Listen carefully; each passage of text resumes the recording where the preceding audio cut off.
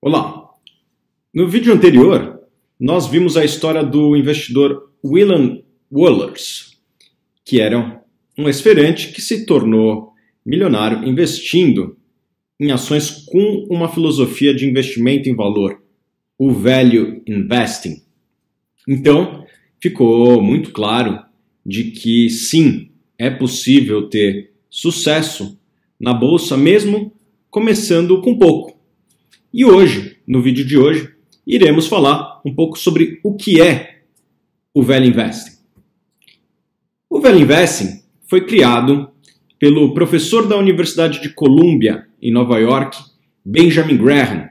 Ele foi, inclusive, professor do mega investidor Warren Buffett. Ele escreveu diversos livros sobre o tema, sendo o mais conhecido deles um livro chamado O Investidor Inteligente, o qual eu recomendo para quem quer se aprofundar neste tema. Quem são os principais nomes do Value Investing? Nós pegamos Warren Buffett, que obviamente é o nome mais conhecido internacionalmente a respeito do Value Investing. Ele investe seguindo essa filosofia há cerca de 60 anos e se tornou um dos homens mais ricos do mundo investindo com essa filosofia que nós vamos falar hoje. Também no Brasil temos dois exemplos muito interessantes.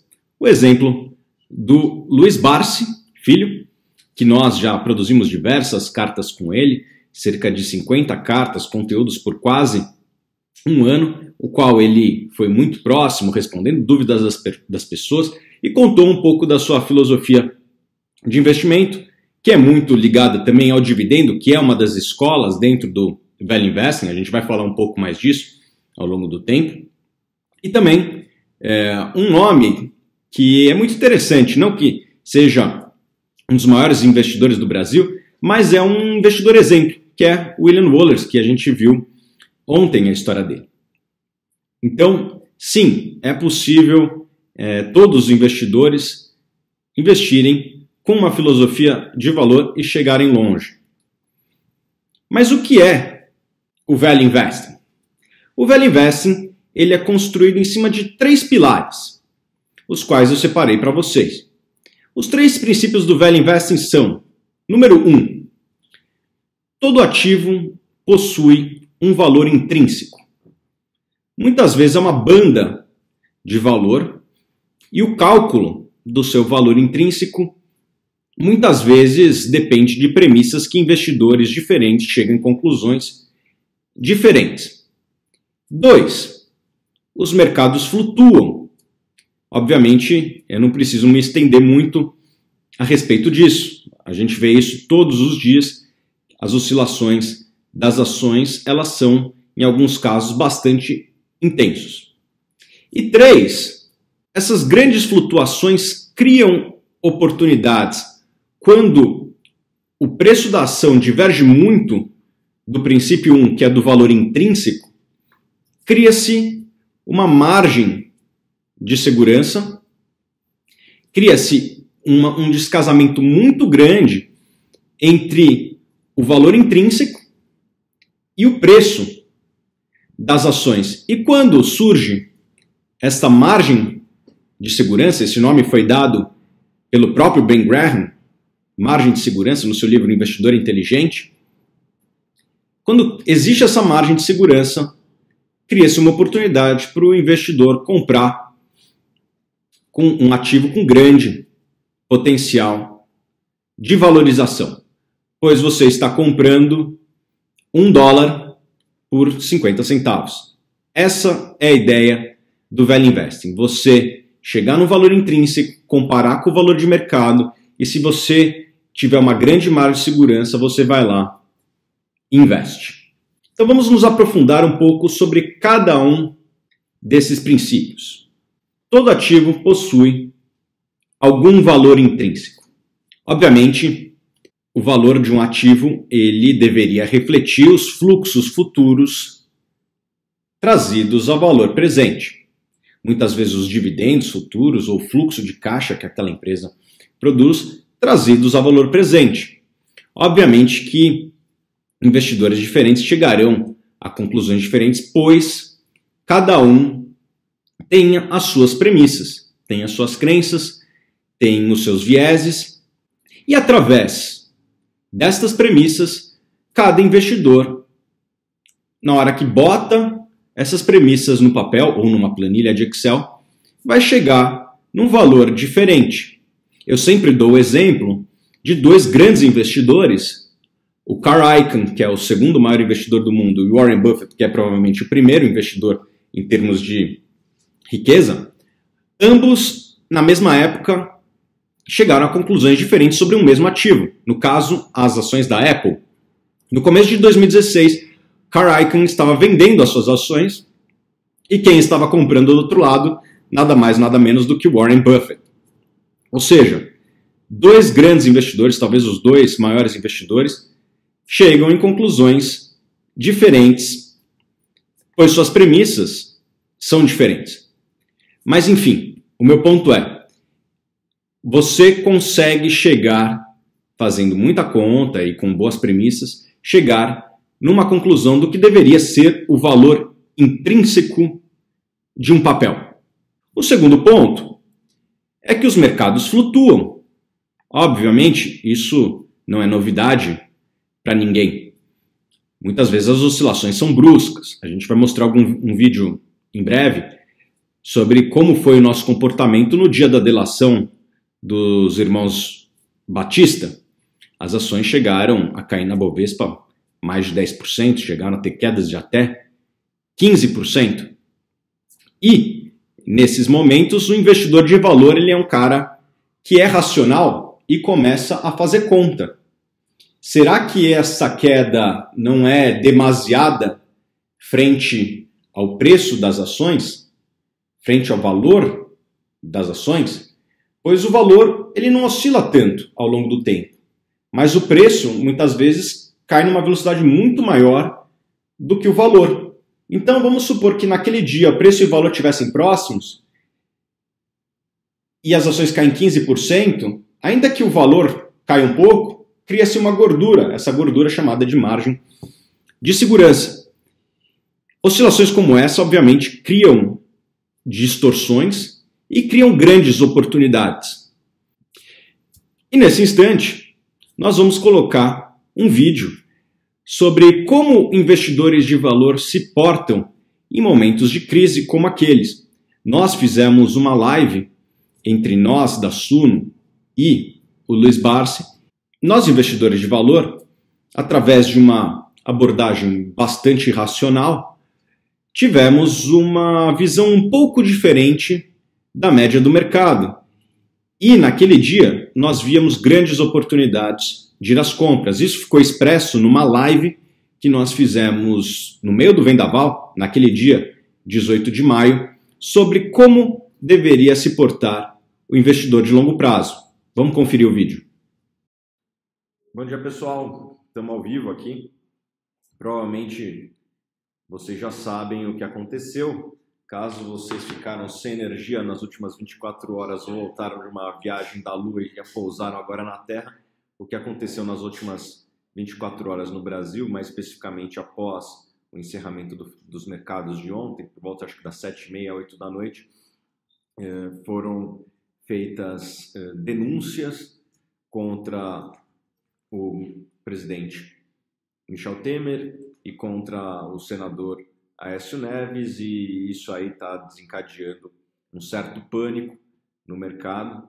Desde ontem à noite, os ativos listados fora do Brasil já estavam em forte queda e a gente está aqui ao vivo para comentar um pouco do que a gente pensa sobre isso num momento em que as ações desabam. Todas as ações do Brasil estão caindo nesse momento, ou pelo menos quase todas que eu vi até agora. Então, estou ao vivo, ainda não estou conseguindo ter acesso a todas que eu vi. De como deve se portar um investidor de longo prazo numa crise como essa.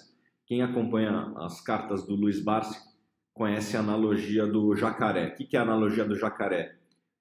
O investidor oportunista deve se portar como um jacaré ao caçar passarinhos. Ele fica de boca aberta esperando o passarinho ir lá, e daí no dia que o passarinho pousa na boca dele, ele fecha e come o passarinho. Então, o investidor de longo prazo ele deve se portar da mesma maneira. colocar ordens em preços atraentes, em algum momento o mercado vai lá e oferecer essas ações num preço atraente. Hoje é o grande dia, é o dia que o jacaré fecha a boca e come os passarinhos. É hoje que você vai comprar ações. Então, quem é nosso cliente deve ter recebido um e-mail agora há pouco, explicando quais ações nós gostaríamos de comprar, dada os preços em queda, né? Eu acho que nesses momentos de crise é importante você se basear nos pensamentos dos grandes investidores, como eles se comportam numa crise.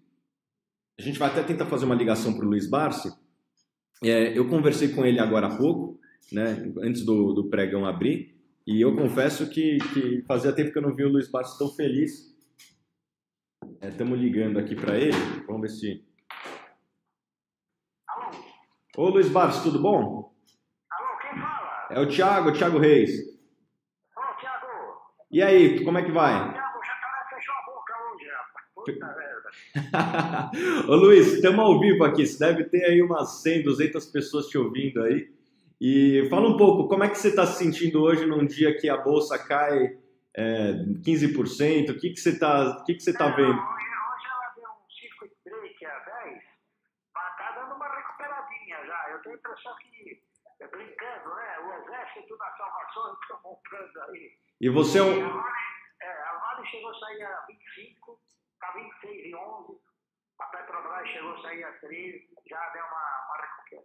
Só que eu acho o seguinte, eu acho que tem que aguardar para ver, para que tenha esse primeiro impacto, e depois desse primeiro impacto o mercado ele vai se ajustar. Uhum. Só que o que vai se ajustar são os papéis da roleta, né? Os papéis da jogatina. Os outros papéis, eles estão assim mais menos sensíveis a esse impacto forte, né? Uhum.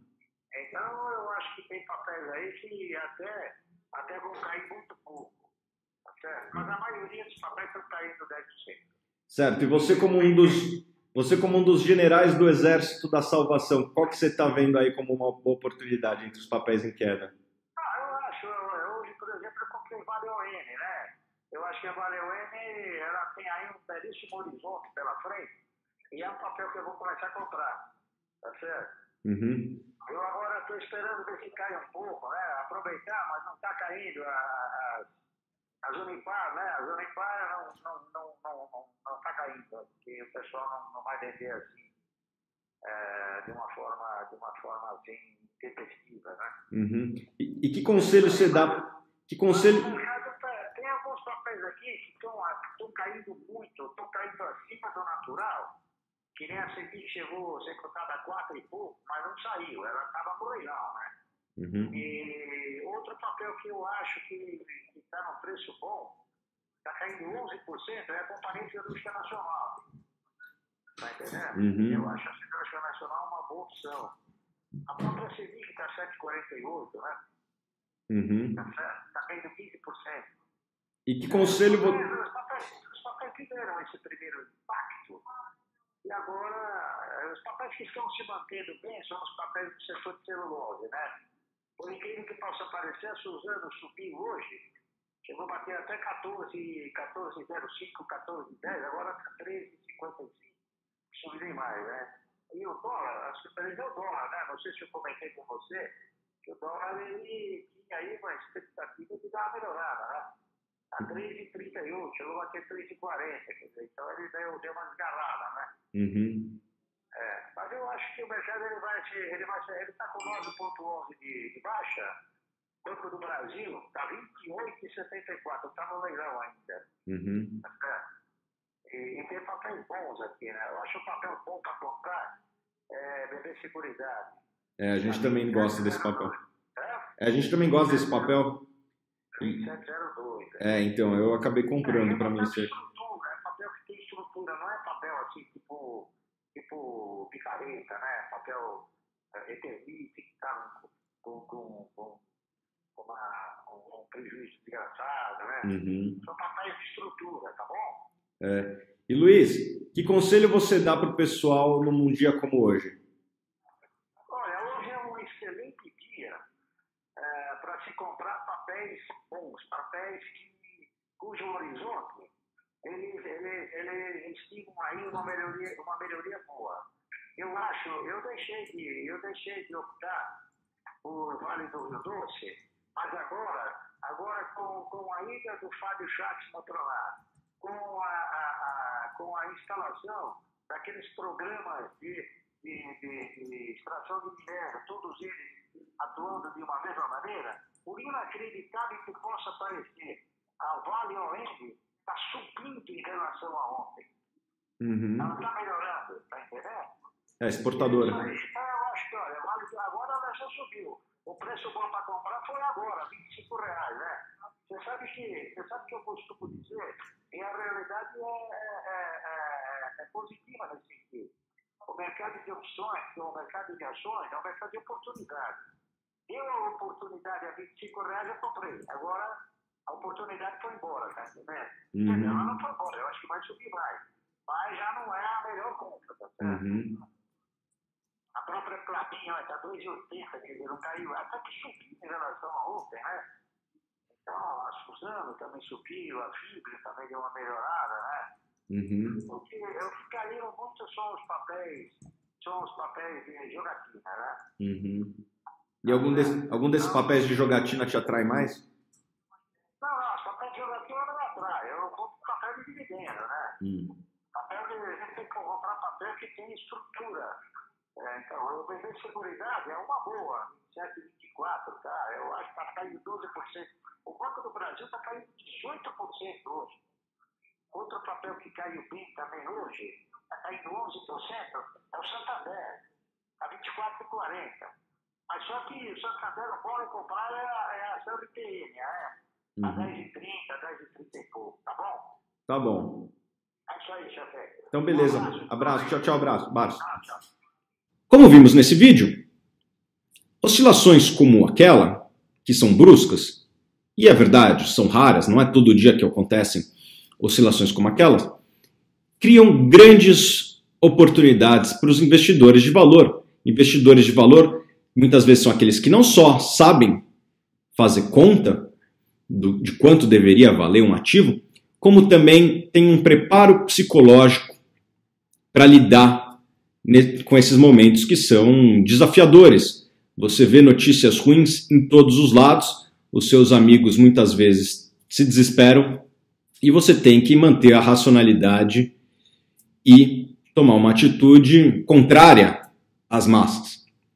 Então, para se beneficiar de oportunidades criadas em momentos como esse, não basta apenas você ter um instrumental necessário para fazer as contas de mais, menos e multiplicação e divisão e trazer todos esses fluxos ao valor presente. Você precisa ter a clareza e a racionalidade para agir contra a opinião média. Obviamente, o Value Investing possui diversas escolas, e uma das escolas mais conhecidas é a escola do Deep Value Investing, que era a escola que o Warren Buffett seguia no começo da sua carreira. Amanhã nós iremos contar um pouco mais de como se tornar, ou pelo menos de como aplicar os princípios do Deep Value Investing.